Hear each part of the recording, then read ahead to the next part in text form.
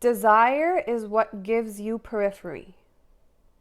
You are not made up of a body and mind and whatever. You are actually made up of desire. That's your periphery. Because of desire, you have a certain body type. Because of desire, you have a certain mental type. Because of desire, you have certain urges. Because of desire, you have thought patterns. Desires are your circumference. And in Sampragyat Samadhi, desire is still maintained because there's a target that you want to be absorbed in. No matter how great that target is, your circumference is still maintained. So this jump from seeded absorption to seedless absorption is the biggest jump. Asampragyat or seedless samadhi means that the seed of desire, the most primal desire to be an individual, to be something. I'll give you an example. Everything in the world and the universe is connected to everything else, right? This eraser doesn't know that it's an eraser. It just functions. It's made out of things. It is held by things. It's sitting on top of things. It's always interacting with air. Animals as well, they function as a unit, as a whole. But humans, because of our intellect, we function as pieces.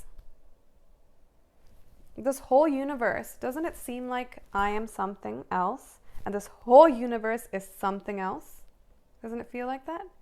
Yet reality is not that. You are actually one with the universe, even at the body level, at the breathing level, at the mind level. Every level you are actually, there's no actual boundary. You're the same.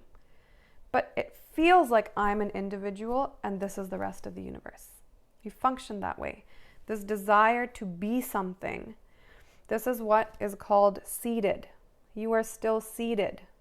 You have a seed inside of you of desire. Asampragyat means that this desire is gone. And if this desire goes away, you cannot take birth again.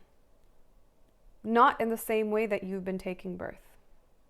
You'll have become a cosmic being. You cannot take birth as a piece anymore because your piece-ness is gone. Your desire to be a piece is gone. So how can you take birth as a piece again?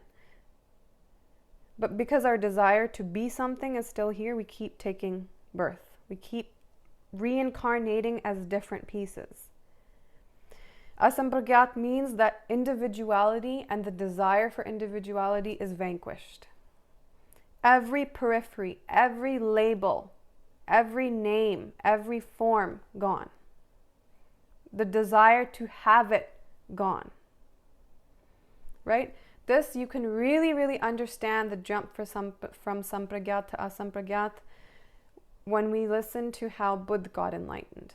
They sat down under that tree that day, and for 7 years, they practiced the highest forms of Sampragyat Samadhi, the most abstract targets, targeting consciousness itself. But they had one desire, that I have to achieve emancipation from this body, from this death-prone world. That's my goal.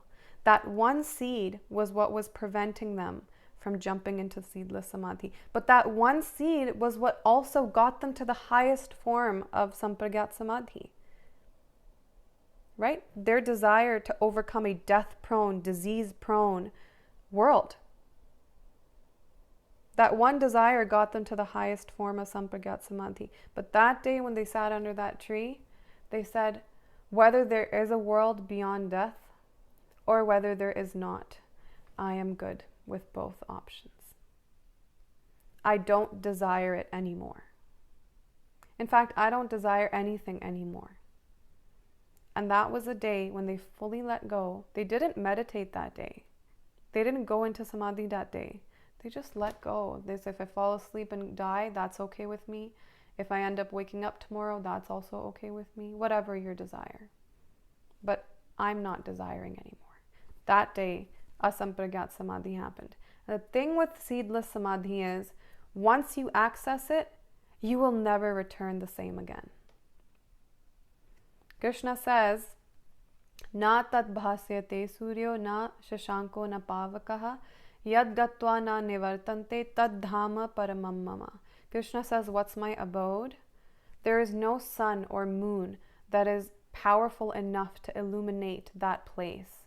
And once you get there, you will never return. That's my abode. If you get to Sachkhand, you will not return as a person again. You will return as Nirankar.